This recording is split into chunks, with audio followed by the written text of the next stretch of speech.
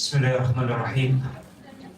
Assalamualaikum warahmatullahi wabarakatuh.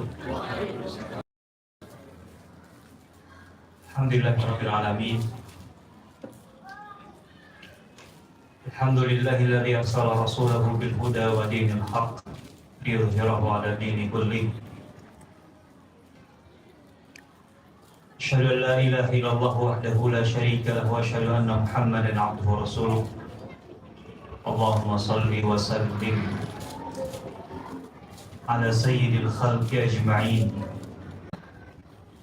sayyidina wa nabiyyina wa maulana Muhammadin wa ala alihi wa sahbihi ajma'in wa man ihtada bihadihi wa istana bi sunnatihi ila yaumiddin, amma ba'd.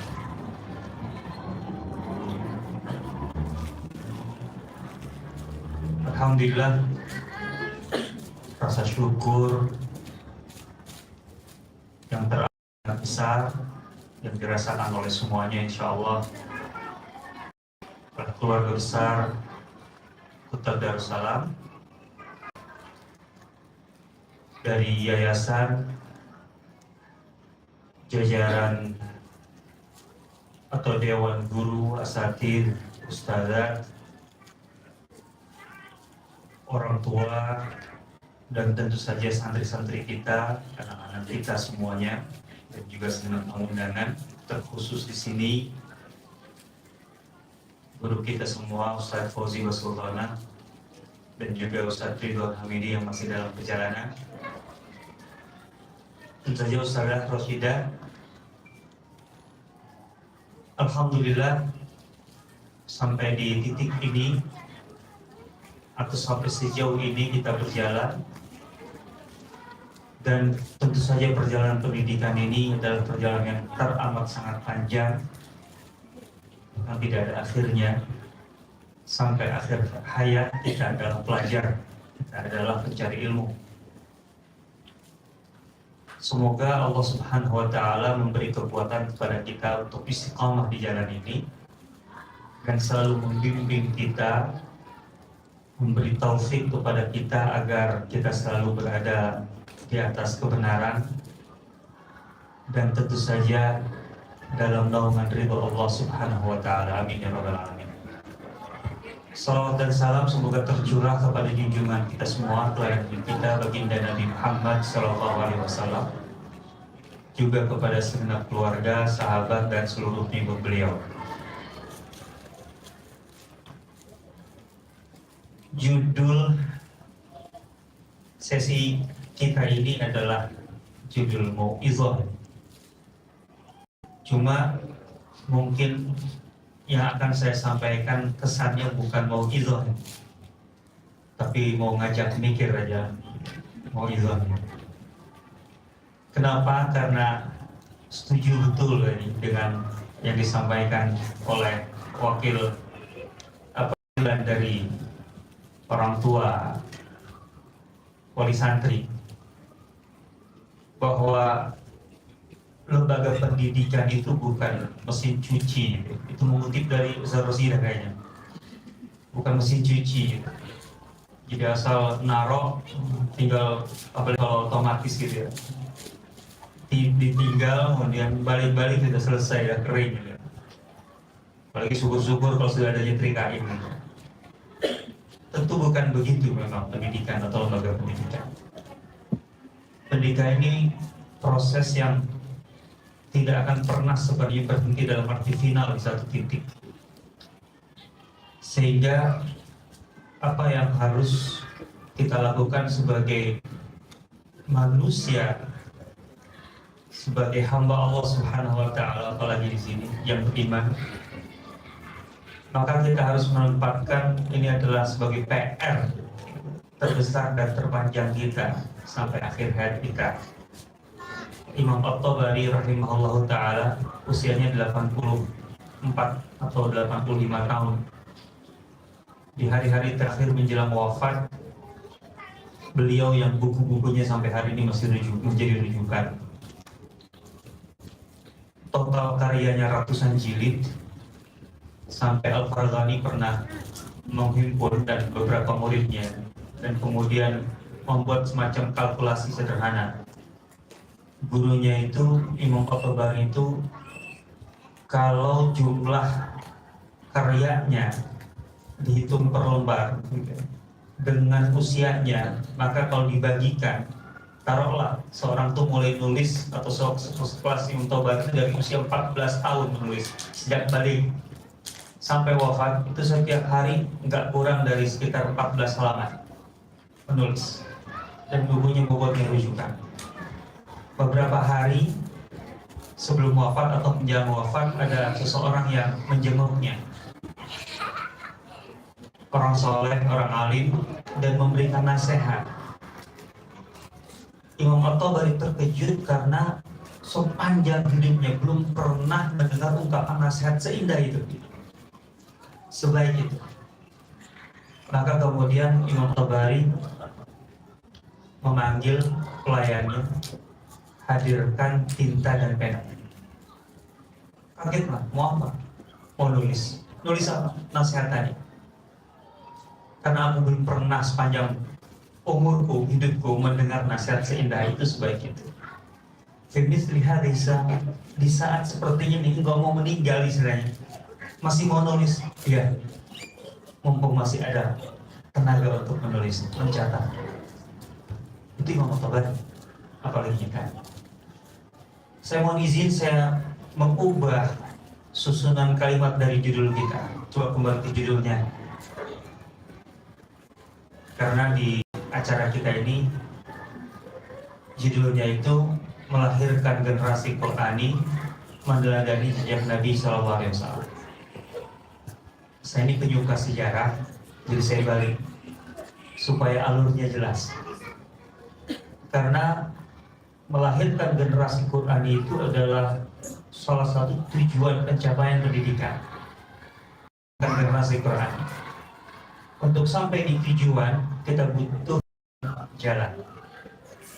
Untuk sampai ke tujuan itu, meneladani jejak Nabi SAW adalah jalan untuk melahirkan generasi Qur'ani. Jadi kalau dibalik nanti sampai tujuan dulu baru nyari jalan kan repot, atau meraba-raba tujuan nanti. Maka saya mulai di sini, dan tentu saja dengan apa istilahnya, bukan syiar lagi, yang dipakai oleh Darussalam dengan menjadikan Sirah Nabawiyah sebagai apa, Ustaz Ikhlas dulu istilahnya kalau di Darussalam. Sirah Nabawiyah dijadikan sebagai apa? Basis. Ini artinya judul saya ini lebih tepat sebenarnya. Jadi dengan meneladani jejak Nabi SAW, insya Allah kita akan bisa mencapai atau melahirkan generasi Quran. Saya akan buktikan insya Allah dalam sesi ini bahwa pendidikan manapun, apalagi hari ini, ada kebutuhan yang sangat mendesak dalam pendidikan hari ini, bukan hanya umat Islam, seluruh manusia, umat manusia, untuk mengikuti jejak Nabi. Karena pendidikan Rasulullah SAW adalah pendidikan yang bisa menghantarkan kepada tujuan hidup yang paling komprehensif, paling sempurna. Yang itu sebenarnya cita-cita semua manusia, bukan hanya umat Islam. Nah, silakan lanjut.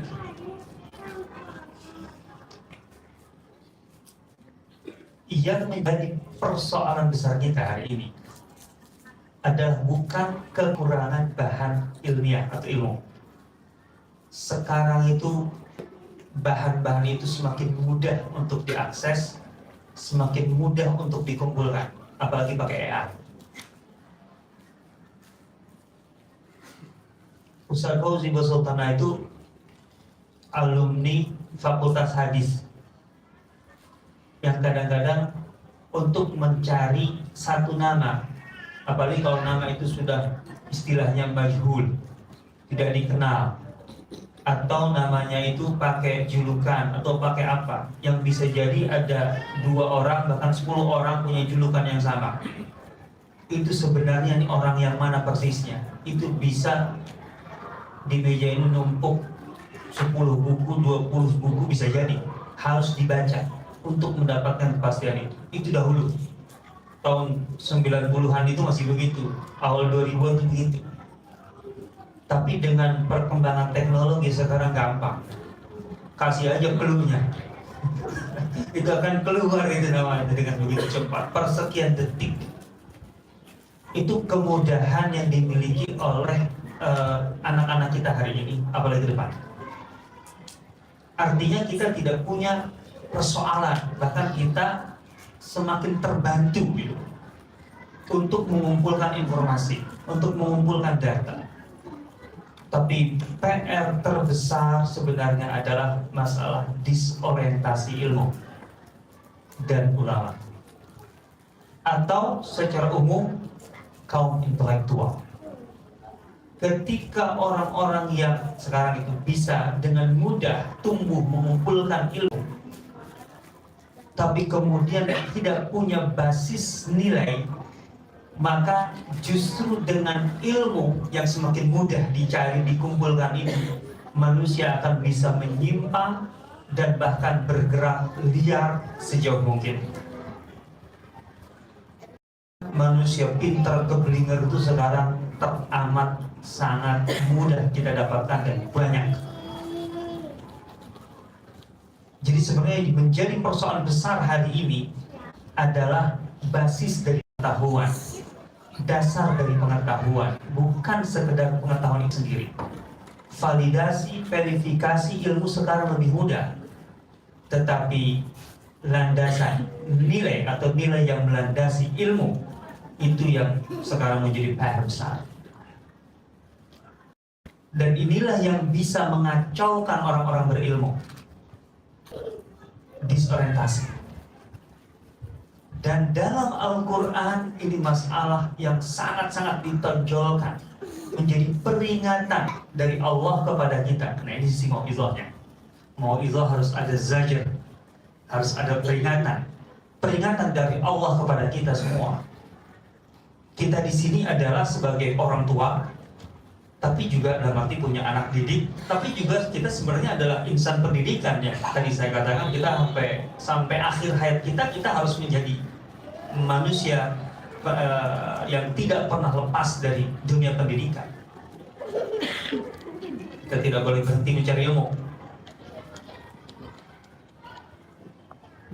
Disorientasi ini yang menjadi peringatan Al-Quran, ditonjolkan oleh Al-Quran.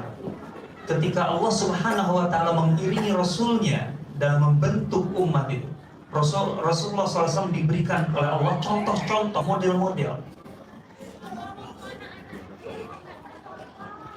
Bayangkan dalam Al-Quran itu ada istilah-istilah gitu yang sepertinya bisa dikatakan seharusnya itu positif. Ada istilah Rabbaniyun, ada istilah ahbar yang disematkan kepada umat-umat sebelum Islam dan umat Yahudi. Ahbar itu kan ulama sebenarnya. Rabbaniyun juga ulama, itu dengan spesifikasi yang khas masing-masing. Kan seharusnya positif. Tapi lihat bagaimana Allah mengangkat dalam Al-Quran. Lanjut, silakan.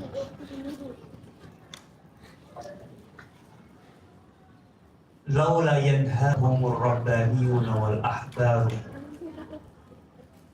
an qawlihimul mata saya agak lagi udah ketuaan. An qawlihimul isma wa aqlihimus suhta labisa makanu yasna'un.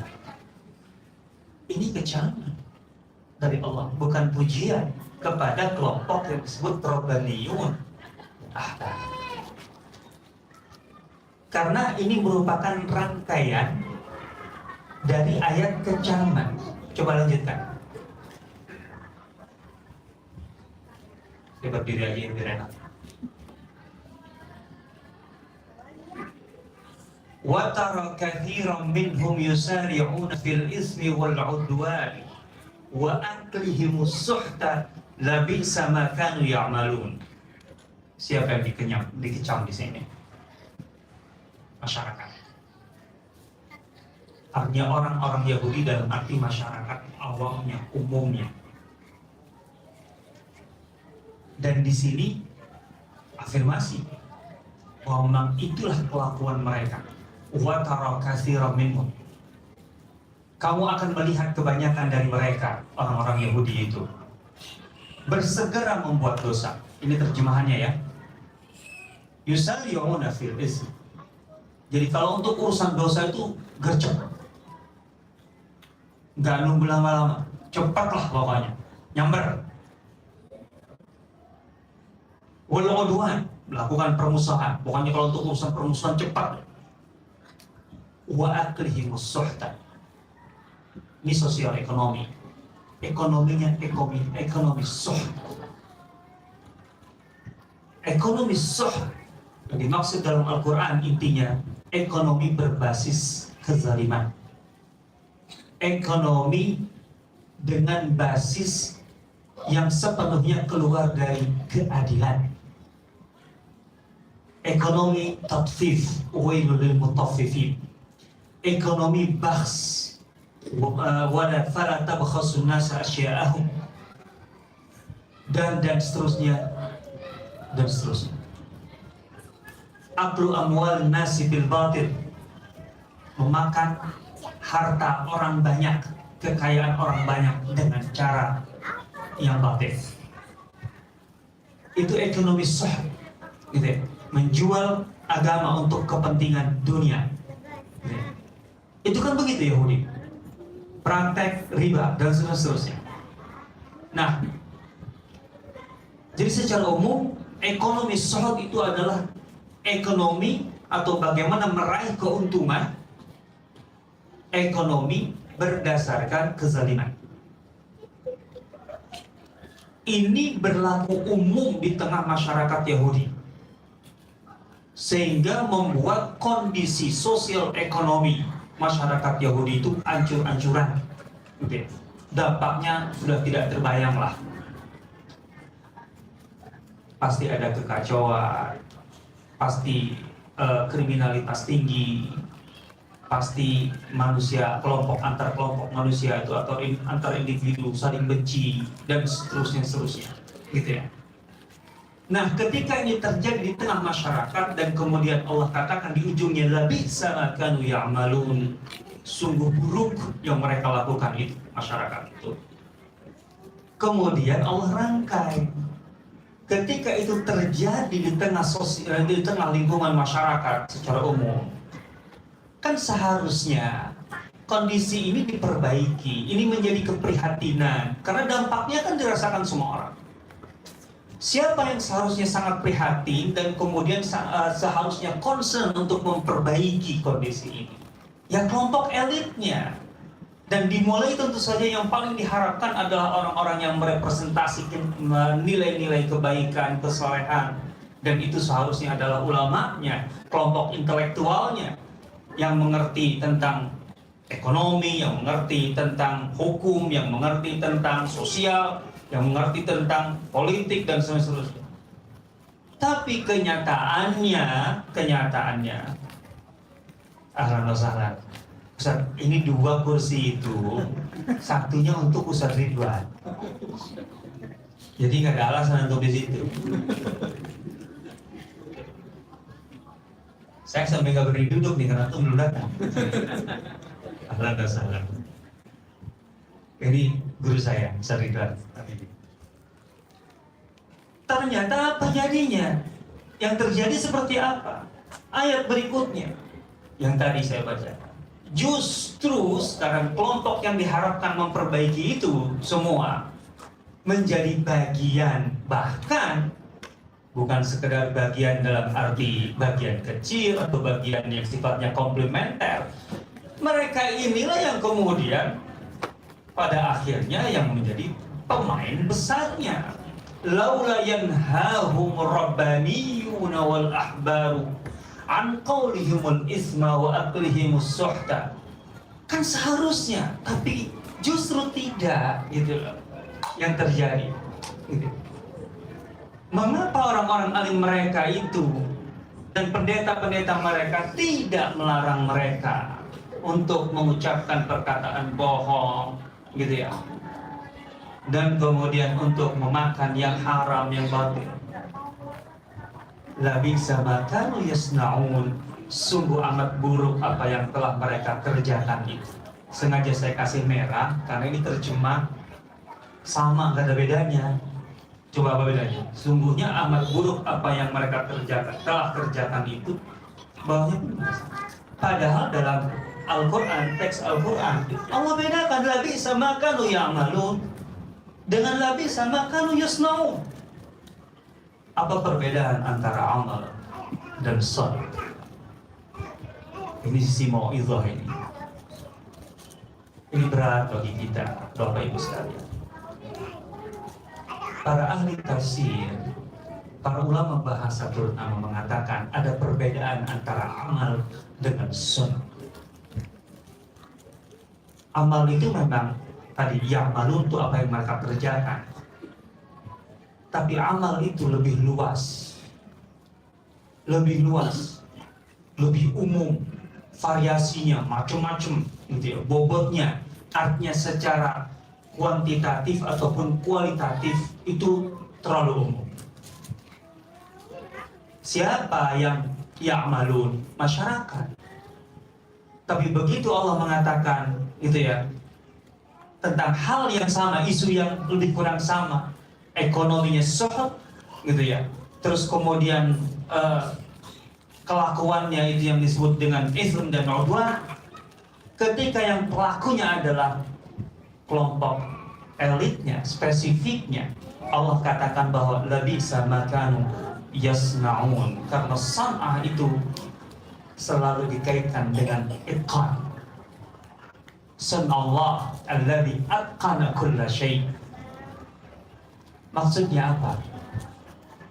Bobot kerjaan orang awam, masyarakat umum, yaitu biasa saja. Tapi ketika hal yang sama dilakukan oleh yang seharusnya justru menyelesaikan, yang seharusnya mereka itu adalah kelompok yang menguasai permasalahan dan bisa menyelesaikan, tapi justru mereka membenarkan, menjadi bagian, gitu ya, dari kerusakan itu, maka kemudian dampaknya semakin dahsyat.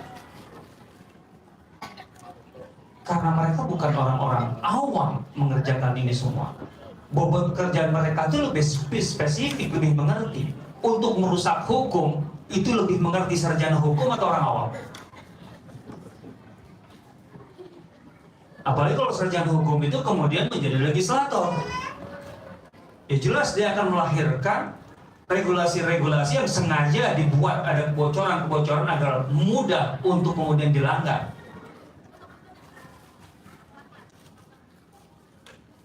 Yang bisa membuat korupsi itu rapi, itu ahli akuntansi atau orang yang tidak mengerti akuntansi?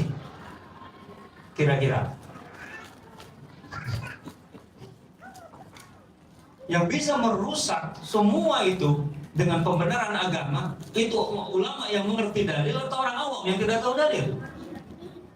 Coba kalau orang yang tahu dalil kemudian menggunakan dalil untuk membenarkan kebejatannya, apa jadinya? Orang awam nggak bisa berdalil. Ini dia, makanya laula yanhahumur rabbaniyuna wal ahbar. Ini dia PR besar kita ke depan. Kita tidak sedang melahirkan orang atau anak-anak yang hanya bisa mengumpulkan data, informasi, materi-materi ilmiah. Karena kalau sekedar itu, anak kita perlakukan sebagai memori untuk menyimpan materi-materi ilmu, kita akan kalah cepat dengan komputer, kita akan kalah cepat dengan AI, kita akan kalah cepat dengan teknologi. Kita sedang mendidik manusia. Anak-anak kita fungsinya bukan sekedar penyimpan ilmu. Jadi kebanggaan orang tua di sisi mau'izahnya, sekali lagi, karena saya diminta ini mau'izah, saya ingin menghubungkan mau'izah tapi materi yang berbeda. Kita sebagai orang tua jangan pernah memperlakukan anak kita hanya sebagai wadah menyimpan ilmu. Atau dalam bahasa Rasulullah SAW sebagai hamilul fiqh, tapi harus melewati itu sampai ke faqih. Farubba hamilul fiqh laisa bifaqih. Tidak sedikit orang yang menyimpan mewadahi ilmu itu tidak mengerti apa yang dia simpan, tidak mengerti apa yang dia tampung. Dia tidak seorang faqih. Padahal ketika kebaikan itu ingin diberikan oleh Allah kepada hamba-hambanya, kata Rasulullah SAW, man yuridillahu bihi khairan yufaqihu fid-din. Orang yang dikehendaki oleh Allah untuk menjadi seorang mendapatkan kebaikan, limpahan kebaikan, itu oleh Allah kemudian mudahkan dia untuk menjadi faqih. Faqih di sini bukan sekedar ahli faqih maksudnya, tapi memahami agama dengan baik dan tentu saja kita harapkan mendalam. Jadi ini dia, Allah Subhanahu wa Ta'ala memberikan model. Jangan sampai umat Muhammad Sallallahu Alaihi Wasallam gitu, itu kemudian meniru model salah ini, yaitu model Yahudi. Alih-alih orang-orang yang berilmu itu menyelesaikan masalah, justru menjadi biang masalah. Wasit itu dihadirkan bukan untuk sekedar menambah jumlah orang di lapangan, tapi untuk membuat permainan itu indah. Tapi kalau wasit justru menjadi sumber masalah, nggak enak itu permainan. Kita yang nontonnya aja nggak enak pasti, apalagi yang bermain di tengah. Nah, jadi Rabbaniyun dan Ahbar itu nggak otomatis. Orang yang berilmu itu otomatis kemudian menjadi penyelesai masalah, justru akan memperberat masalah. Dan sekali lagi ketika ini, itu kan Yahudi, ini bukan kita umat Islam. Loh, justru Allah Subhanahu wa Ta'ala itu memberikan contoh atau model ini agar umat baru yang sedang dibangun, sedang dibentuk oleh Rasulullah SAW menjadikannya sebagai pelajaran. Makanya Imam Al-Qurtubi berikutnya, coba lihat apa komentar Imam Al-Qurtubi tentang ayat ini. Dallatil ayatu ala anna tarikan nahya 'anil munkari kamurtaqibil munkar. Ayat tadi itu kata Imam Al-Qurtubi, ayat di atas menunjukkan bahwa orang yang mengabaikan nahi munkar itu risalah Islam. Pokok dari risalah Islam itu sama seperti pelaku kemungkaran. Yang mengabaikan itu sama seperti pelaku, karena kemungkaran itu nggak boleh cara menyikapinya hanya diabaikan. Kemungkaran tuh nggak boleh kemudian ibarat ya sudah, yang penting kita jadi orang baik aja lah gitu, nggak apa-apa di kanan kiri nggak baik kan orang lain ini, yang penting kita nggak boleh itu, mengabaikan aja nggak boleh gitu loh. Apalagi kalau menjadi pembenar dari kemungkaran gitu ya. Sehingga kemudian sama-sama dikecam gitu loh. Nah, dengan demikian ayat di atas merupakan kecaman, taubih, kata Al-Qurtubi, bagi para ulama, artinya orang berilmu. Coba, jadi nggak selesai menjadi anaknya itu berilmu itu nggak selesai, karena orang berilmu itu sebenarnya bukan berarti sudah final pencapaiannya di situ dengan punya ilmu, tapi ilmu itu fungsinya untuk apa? Kan itu nanti merupakan kecaman bagi para ulama yang mengabaikan misi amar ma'ruf dan nahi munkar. Nah, jadi zaman kita ini bukan masalah itu berarti zaman dulu, zaman kita enggak. Polanya, sunnatullahnya itu akan berulang, dan dari waktu ke waktu, dari generasi ke generasi, fenomena ini akan sangat mungkin terjadi lagi dan lagi. Intinya ketika kemudian terjadi yang disebut tadi disorientasi ilmu. Jadi ilmu tidak bekerja, tidak berfungsi semestinya. Dan itu bisa dari persoalan atau bermula dari persoalan ilmu yang tidak benar, atau ulama atau orang berilmunya yang kemudian bermasalah. Nah, untuk itu kita membutuhkan jalan, membutuhkan petunjuk agar dalam pendidikan ini tidak terjadi yang disebut tadi disorientasi ilmu. Emang pendidikan itu membutuhkan masa bertahun-tahun, energi yang tidak sedikit, dan biaya yang tidak kecil. Kalau pada ujungnya kemudian tadi melahirkan disorientasi, ini berbahaya, rugi kita itu. Semua kita rugi, tak terkecuali. Maka kemudian kita harus dari awal gitu ya, menempuh jalan yang tepat, yang benar. Bagaimana supaya tidak terjadi disorientasi ilmu itu. Dan apa caranya, jalannya apa? Tentu ini ada pembahasan yang sangat panjang, tapi kita memberikan kuncinya. Lanjut. Silakan lanjut.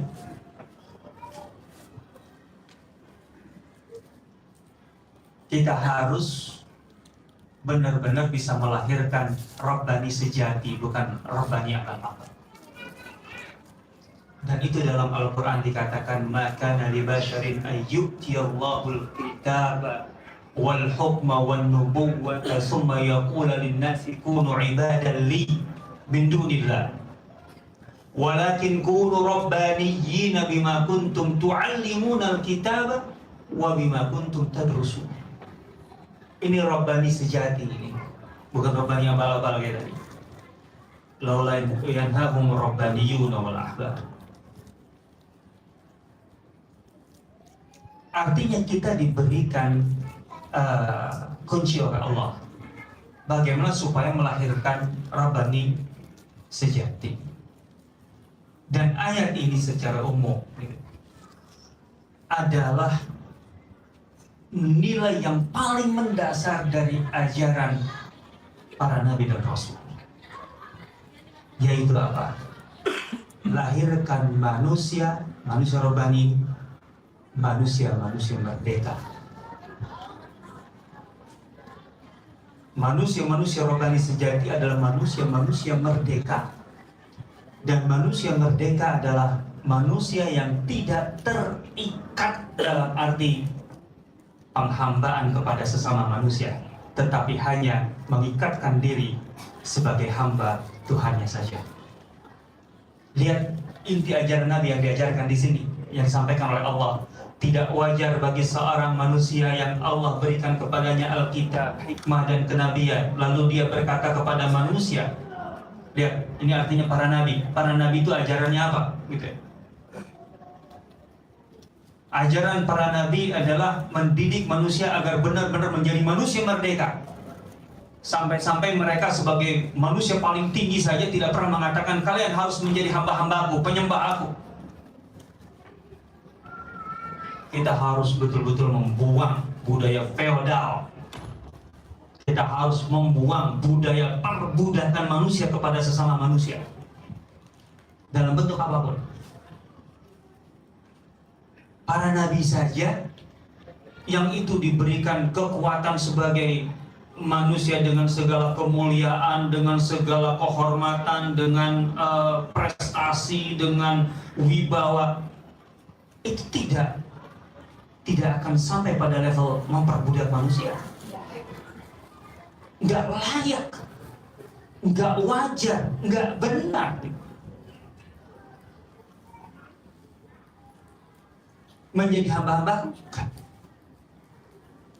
Rasulullah SAW dengan segala penghormatan para sahabat kepada beliau mengatakan di akhir hayatnya, la tutruni kama atratin nasara Isa bin Maryam. Jangan perlakukan aku berlebihan sebagaimana Nasrani memperlakukan Isa bin Maryam. yang pada akhirnya kemudian mempertuhankan Isa bin Maryam. Dari mulai mengagungkan individunya ketika sampai pada tahap yang berlebihan. Oh, Isa itu bisa menghidupkan manusia yang sudah mati. Akhirnya itu adalah sifat Tuhan, maka Isa adalah anak Tuhan. Kan itu salah satu alurnya itu seperti itu. Rasul nggak mau. Dan pelajaran itu jelas sekali tampak manifestasinya pada sosok Abu Bakar As-Siddiq ketika Rasulullah SAW wafat. Dan kemudian mengumumkan pertama kali di atas mimbar, man kana ya'budu Muhammadan fa inna Muhammadan qad mat. Siapa yang selama ini ibadahnya, penghambaan dirinya itu kepada Muhammad karena beliau dengan segala kelebihan itu, sesungguhnya Muhammad telah mati. Salah kalau kalian menghambakan diri kepada Muhammad. Kita menghormati Rasulullah SAW, kita mengagungkan beliau, tapi tidak menghambakan diri. وَمَنْ كَانَ يَعْبُدُ اللَّهَ فَإِنَّ اللَّهَ حَيٌّ لَا يَمُوتُ. Tapi kalau selama ini penghambaannya benar kepada Allah saja, sesungguhnya Allah itu maha hidup dan tidak akan pernah mati. Itu kan pelajaran yang sangat luar biasa. Manusia Rabbani itu adalah manusia yang bertauhid. Dan manusia yang bertauhid adalah manusia yang merdeka, yang tidak pernah memperbudakkan dirinya kepada apapun dan kepada siapapun kecuali kepada Allah Subhanahu wa Ta'ala. Bedakan antara penghargaan, penghormatan dengan perbudakan atau penghambaan diri. Sehingga dengan demikian, lanjut silakan. Jalan gitu ya, yang harus kita temukan adalah bagaimana kita mencontoh atau menemukan model terbaik yang memanifestasikan kerobanian itu. Dan tentu tidak ada sosok yang bisa kita tempatkan di sini selain Rasulullah SAW. Dan itulah satu-satunya jalan. Allah berikan satu jalan itu ke kita. Qul in kuntum tuhibbunallah. Katakan Muhammad kepada umatmu, jika kalian benar mencintai Allah, jika kalian benar-benar mencintai Allah, maka pembuktiannya apa? Fattabi'uni, jadilah pengikutku, jadilah pengikut Rasulullah SAW. Hanya itu, nggak ada lain. Jadi ini tidak ada alternatif, apalagi substitusi, nggak ada. Hanya ada satu jalan. Disinilah pentingnya gitu, kita menggali sirah Rasulullah SAW agar bisa melahirkan generasi Quran. Atau dalam bahasa lain, disinilah letak pentingnya, mendesaknya, menempatkan sirah nabawiyah sebagai basis dari pendidikan yang bisa melahirkan atau akan melahirkan generasi Quran. Nggak ada cara lain. Kalau anak-anak kita nggak mengerti sirah Rasulullah SAW, yang namanya melahirkan generasi Qurani itu bisa jadi tinggal hanya kata-kata atau narasi kosong atau mimpi. Yuk kita lihat bagaimana pandangan para ulama. Silakan lanjut. Tidak baca ini. Siapa yang bicara? Ibnu Qayyim. Di bawah tutup. Ibnu Qayyim rahimahullah berkata begini. Dari sini Anda tahu ada kebutuhan teramat mendesak bagi seluruh manusia. Ingat, bagi seluruh manusia. Karena Rasulullah SAW itu lil alamin sebenarnya. Apalagi kita umat Islam. Di atas segala kebutuhan mendesak apapun, kita punya kebutuhan, dan di antara semua kebutuhan itu ada yang sifatnya mendesak. Dan di atas segala kebutuhan yang mendesak itu, ini yang paling mendesak kata Ibnu Qayyim. Apa itu? Untuk mengenal Rasulullah SAW. Ini kebutuhan paling mendesak di atas segala kebutuhan mendesak apapun. Mengenal Rasulullah SAW. Kenapa? Alasannya kuat. Mengingat sekarang, siapa yang manusia tujuannya itu bukan bahagia. Apapun yang kita kerjakan pengen bahagia. Sabiduan sampai sekarang istrinya masih satu itu karena bahagia. Itu sih intermezzonya. Iya, Zat. bahagia. Alhamdulillah. Gitu. Mengingat kebahagiaan manusia sepenuhnya tergantung pada petunjuk Rasulullah SAW. Itu salah.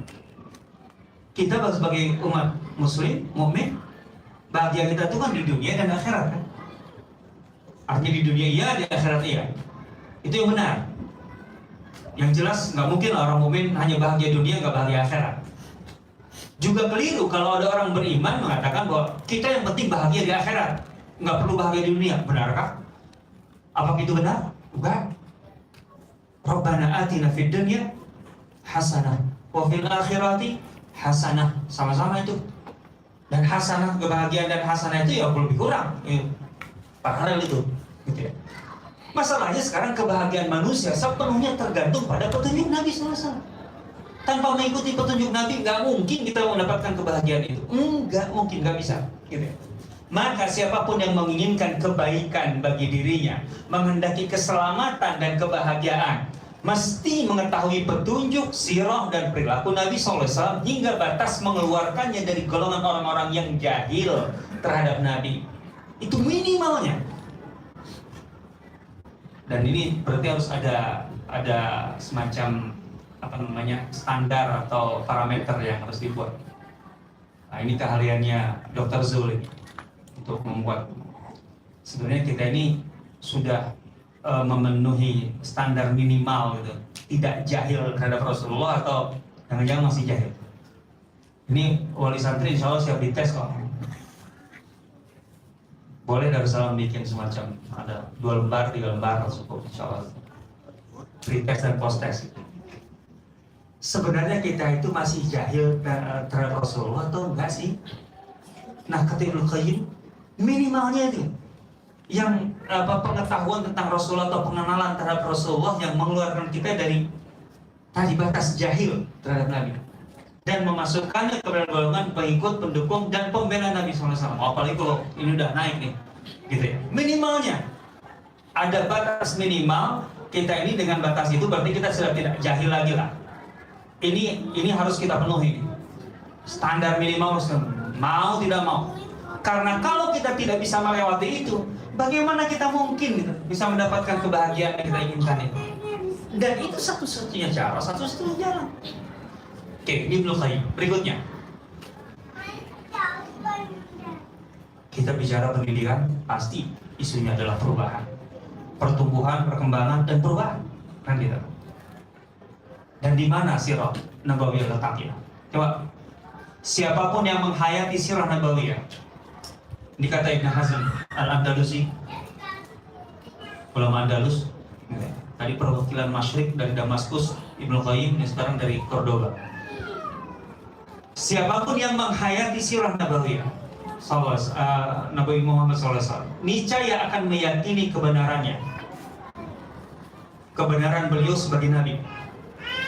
Artinya kan selama ini kebenaran Nabi itu yang paling mudah itu melalui mukjizat.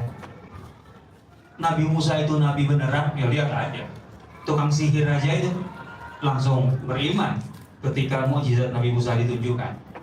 Oke, tapi kata Ibn Hazm, sebenarnya kalaupun tanpa mukjizat, kita itu akan yakin bahwa Rasulullah SAW itu benar-benar Nabi kalau kita pelajari sirahnya dengan baik. Kenapa?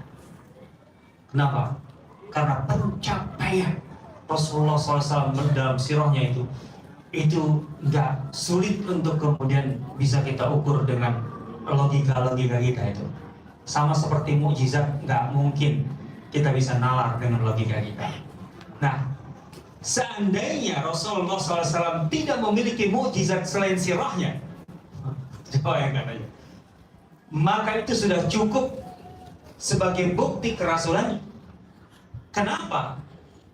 Seperti yang telah kami jelaskan, Rasulullah SAW hidup di tengah lingkungan jahiliyah, tidak bisa membaca dan menulis, tidak pernah meninggalkan negerinya, gitu ya. Artinya nggak pernah kursus di Persia Romawi gitu ya.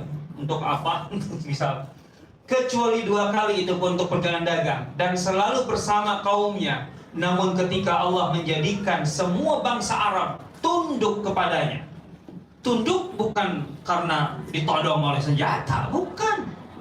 Gitu loh.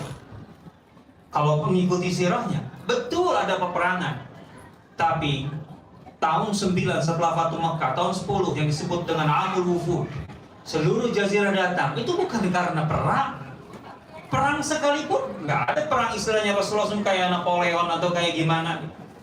Ketika lawan itu sudah kalah sekalipun itu dihabisi dan seterusnya, nggak begitu, gitu ya. Bangsa Arab tunduk kepadanya. Semua itu tidak mengubah kepribadiannya. Sementara beliau sendiri dengan segala pencapaian prestasinya kemudian menjadi manusia terhebat di Jazirah Arab pada masanya, diakui kebesarannya. Itu tidak mengubah kepribadiannya ataupun merusak cara hidupnya. Tetap seperti kata Anas bin Malik, ma'akala ala khiwanin qat. Rasulullah SAW itu tidak pernah makan di atas meja. Bukan berarti makan di atas meja itu nggak boleh, ini juga sesuai sunnah gitu, jangan gitu kesimpulannya, itu nggak belajar sirah. Tapi Rasulullah SAW dari awal diberi pilihan oleh Allah, malikan nabiyya aw abdan nabiyya. Muhammad, engkau pilih mau jadi raja sekaligus nabi atau hamba sekaligus nabi. Bal abdan nabiyya, aku pilih menjadi hamba sekaligus nabi. Dan untuk membuktikan itu Rasulullah SAW untuk makan pun selayaknya hamba, nggak mau di atas meja. Tawaduknya kepada Allah, merendahnya kepada Allah, jalannya nggak pernah membusungkan dada. Ketika datang ke Mekah sebagai pemenang di Fatu Mekah, naik ke keledainya dan membungkukkan atau menundukkan punggungnya, hampir menempel ke keledainya. Untuk takzim kepada Allah, ini kemenangan ini bukan karena aku, bukan karena kebesaranku.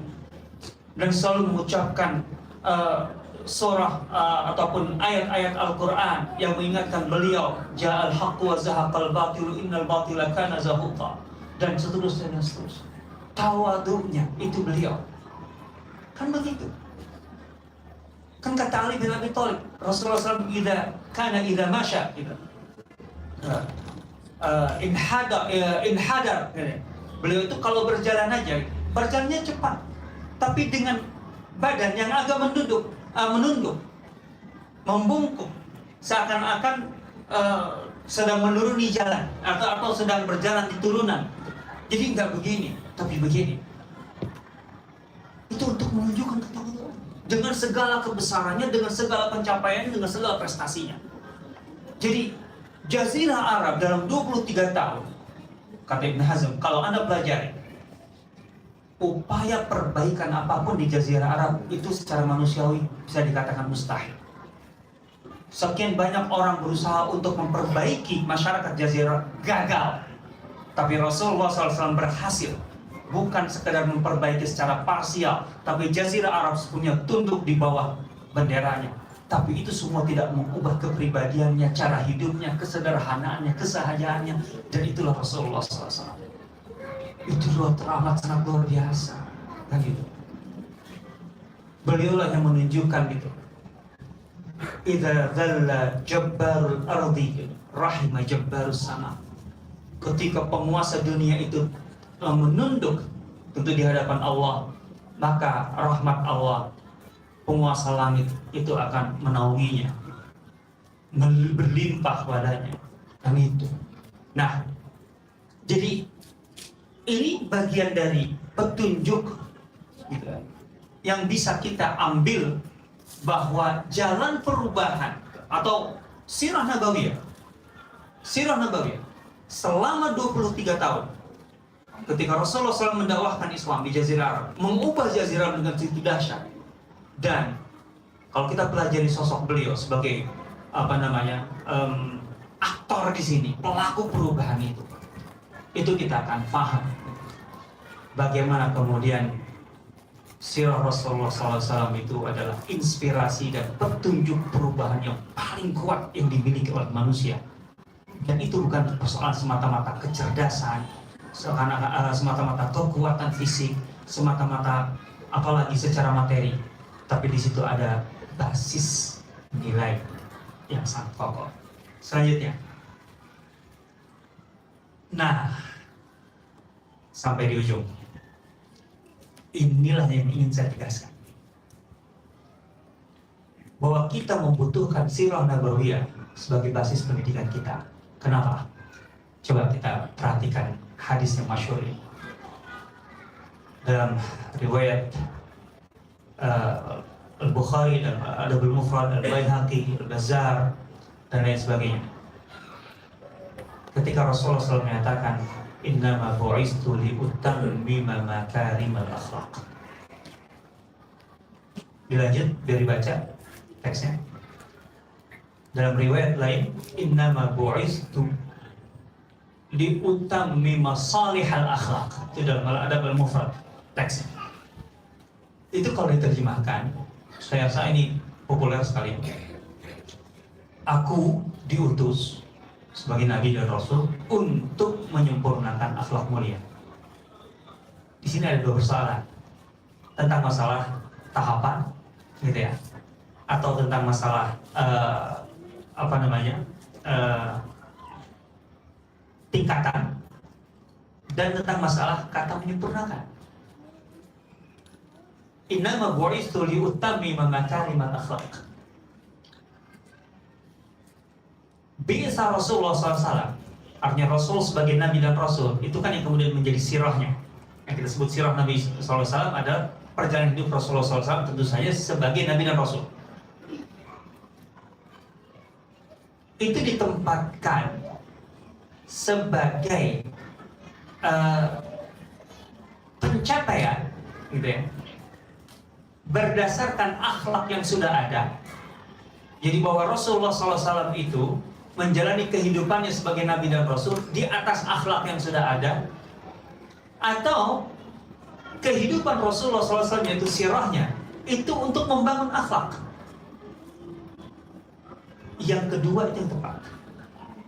Tahapannya adalah, maksud dari kata-kata Rasulullah SAW, innama bu'istu, jadi kehadiranku sebagai Nabi dan Rasul, yang itu kita sebut sirahnya, li'utammima makarimal akhlak, untuk menyempurnakan akhlak. Berarti sirah itu yang harus menjadi basis akhlak, bukan dibalik. Tentu bukan tidak ada akhlak sebelum itu, ada.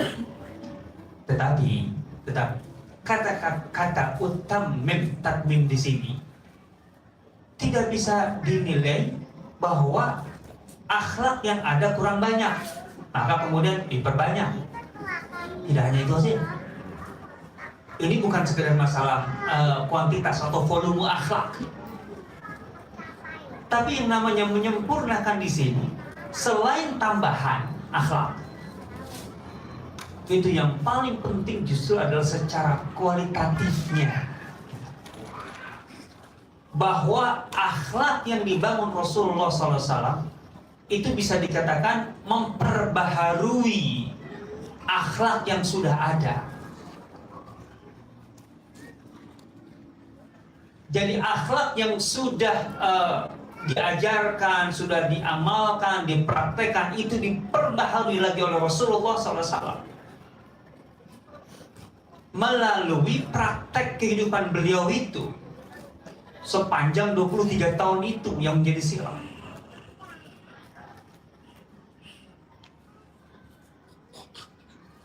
Bagaimana beliau kemudian memperbaharui itu? Yaitu mendasarkan akhlak kepada nilai dan kepada ikatan misak. Ini yang mahal sekali untuk kita semua.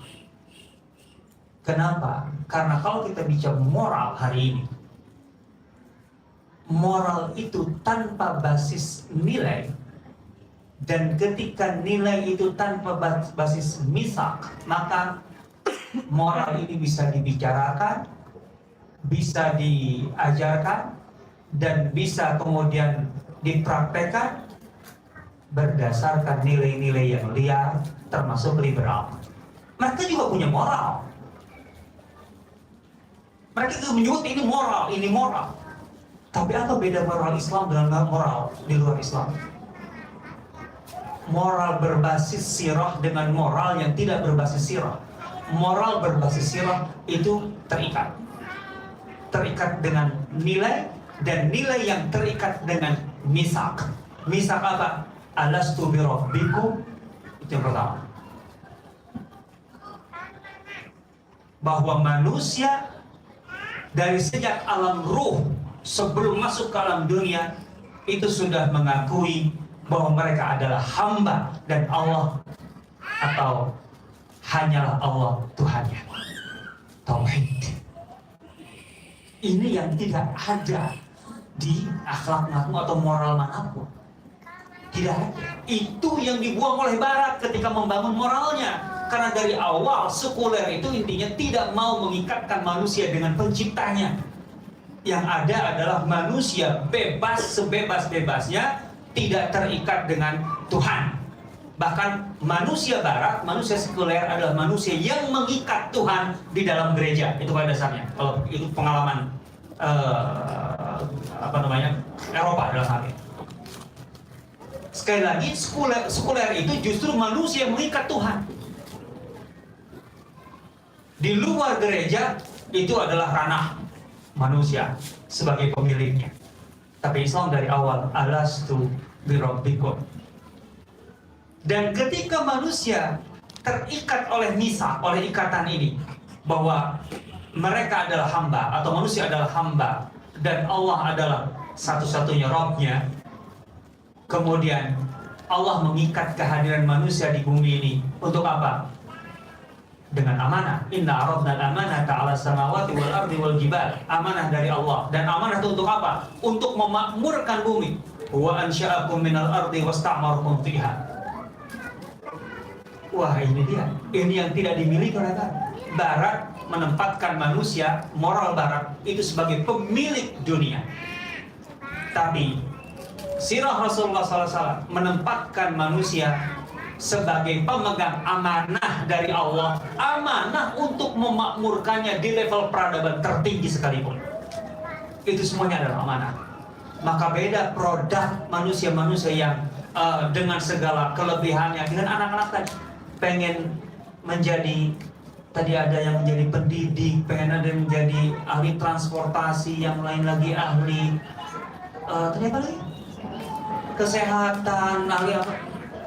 Itu semua dalam Islam adalah manifestasi amanah dari Allah Subhanahu wa Ta'ala. Dan dunia ini harus dimakmurkan dengan ahli-ahli ini, ahli pertanian, ahli pangan. Kenapa itu nggak penting dalam Islam? Penting sekali. Penting sekali, tentu saja. Dulu pendidikan kita dasarnya ketika di Kutab dalam peradaban Islam, semuanya berinteraksi dengan Al-Quran. Nanti setelah itu mau jadi ahli tafsir, qiraat, dan mau jadi ahli hadis dan ulumul hadis, mau jadi ahli apalagi. Setelah itu kemudian ada yang ahli dalam arti menonjolnya dalam bidang kedokteran, dalam astronomi, dalam masalah pangan atau pertanian dan perkebunan, dan seterusnya. Tapi itu basisnya. Karena amanah Allah itu mencakup semua aspek itu. Itu dia. Dan sekali lagi, nilai dan ikatan perjanjian dengan Allah, misak itu hanya ada dalam sirah Rasulullah SAW. Dan di sini kenapa Allah menempatkan Rasulullah kemudian sebagai qudwah, sebagai uswah? Karena kesempurnaan, gitu, model, kesempurnaan model yang menampakkan, mewujudkan tadi nilai-nilai dan amanah dari Allah itu ada pada sosok Rasulullah SAW. Beliaulah dengan kesempurnaan fitrahnya dan kesempurnaan basic akhlaknya sebelum menjadi nabi sekalipun. Semua orang kafir Quraisy sepakat menyebut dan menjuluki Rasulullah As-Sadiq Al-Amin. Beliau adalah seorang sadiq, dan as-sidq ini yang akan melahirkan tauhid, gitu ya. Karena as-sidq intinya adalah kekuatan dilalah, kekuatan nalar terhadap tauhid dan kemudian praktek dan pengamalan ubudiyah manusia kepada Allah Subhanahu wa taala sebagai Tuhannya. Sementara amanah adalah kemampuan iradah kehendak manusia untuk adil. Rasulullah adil sebelum menjadi nabi, gitu ya. Dan kemudian dari keadilan itu menjadi fadl atau naik level tinggi ke fadl atau ihsan. Innallaha ya'muru bil 'adli wal ihsan.